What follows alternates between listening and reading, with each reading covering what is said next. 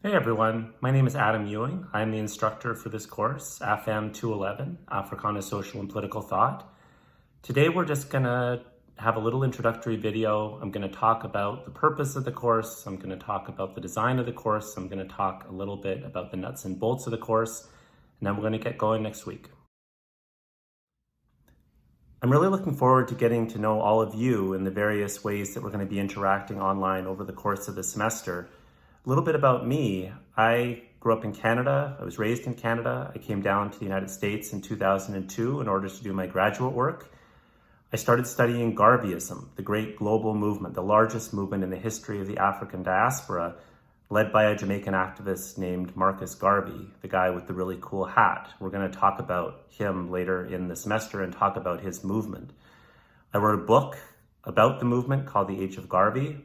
I wrote another book, a series of essays on Garveyism called Global Garveyism. I'm interested in the broader Pan-African and Black nationalist traditions out of which Garvey and Garveyism comes from. And my next project is on that.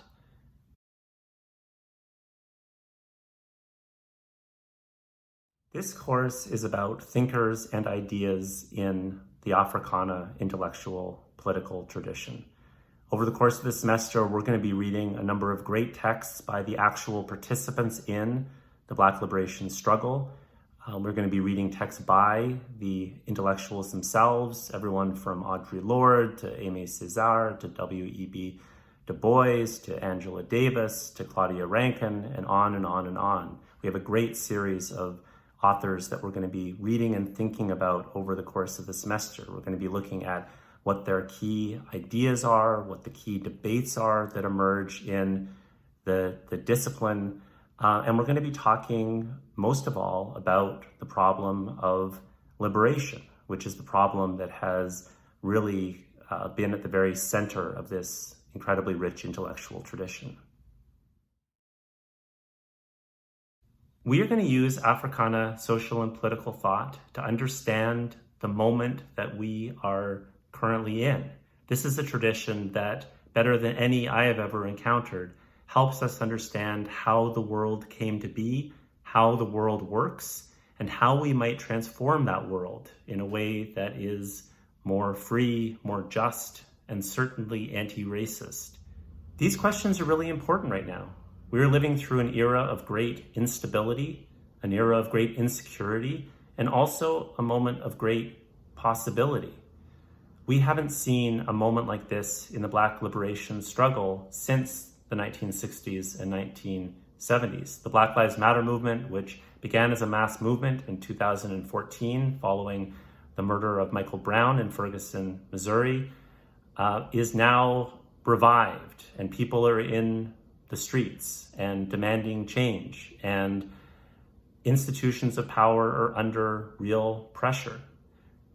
Since the fall of Jim Crow, mass incarceration has replaced legal segregation as a means of controlling Black bodies. Mass incarceration is currently creaking and under attack, and I think that in the next 10 years it will fall as an institution in the way that is currently used.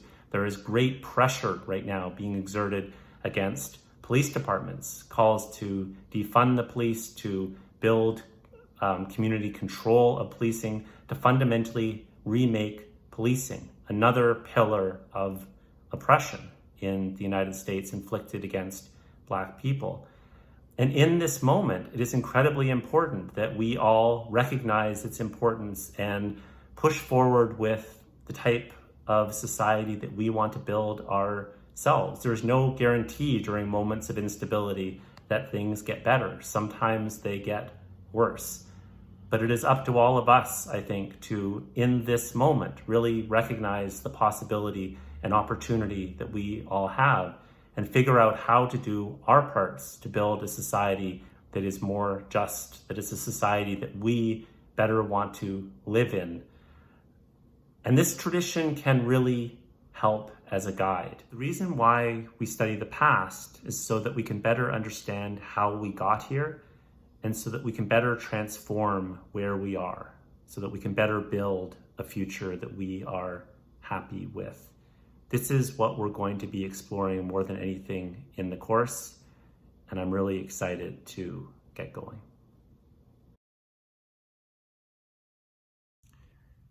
Okay, let's talk a little bit about the nuts and bolts of the course. First of all, communication. Communication is very important in an online course, and I want all of you to communicate with me. I want you to let me know if you have questions. I want you to let me know if you're running into trouble. We are living in uncertain times, and things are inevitably going to arise over the fall, and I want to make sure that you keep me apprised of everything that is happening with you that may impact your participation in the course, both big and small. I am available via email. You have my email. It's on the syllabus. It's on the website. I check my email several times a day. I will do my best to respond to you promptly. I am also available to have one-on-one video conversations. If you have trouble with Zoom, there are many ways that we can do this, whether it's Skype, whether it's Google Chat, whether it's some other form of communication. We can use the phone if we need to. I want all of you to feel like you can get in contact with me whenever you can, and I don't want you to hesitate to do so. Okay, let's take a look at the course website. Everything you need for the course can be found either here or on the course's Blackboard page, where you can find the essays you need, where you will be uploading your assignments. The website has a number of features. You can see my cool video that I made for the course a couple of years ago. Check that out at your pleasure. You can see assignments, information about assignments. You can see the syllabus. You can check out the blog. The blog is where I'm going to post information about the course. I'm going to post links. Hopefully you will post things on the blog at some point soon. We'll talk about that in a bit. You'll see that I have posted an introductory blog with Malcolm X. The course modules is the critical feature of the website. Each week, you're going to be asked to work on one of these modules, one module per week. And what you are expected to do is to read through. There's going to be images, there's going to be some lectures, there's going to be videos, there's going to be links to documentaries, there's going to be links to articles, and there are going to be a series of questions posed, and you are going to be writing a response each week or posting a video in the box that you see here. As you know, this is an asynchronous course. This is an online course. Much of what you're going to be doing in this course is doing on your own time, on your own schedule. One of the things that I'm really upset about having to move this course online is that we're not going to get to engage in as many conversations and debates, which I think are absolutely critical to really work through the material, to hear other people's perspectives, to see how people, in answering questions about the readings and answering questions about the subject material, are bringing their own life experiences into those answers. This is a really important part of dialogue. This is a really important part of critical inquiry. And although we can't do as much of that in this online asynchronous course, we're going to be doing a little bit. Attendance and participation is actually a pretty big part of this course. It's worth 30% of your final grade.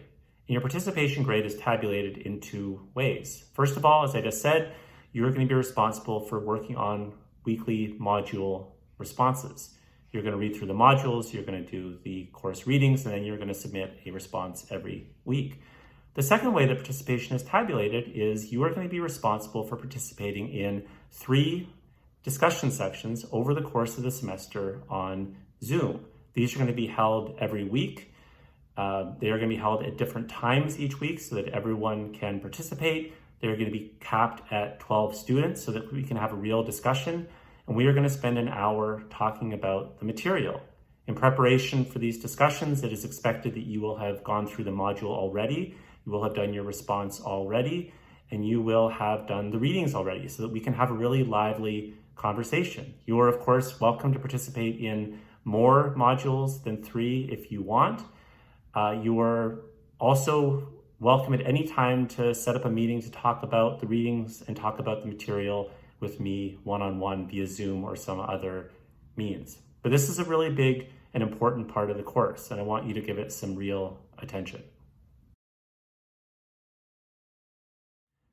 Okay, so we're really only scraping the surface here. There's a lot more information about the course that you can find by looking at your syllabus. I strongly encourage you to go through that this week. Make sure that there aren't any surprises. See what the readings are.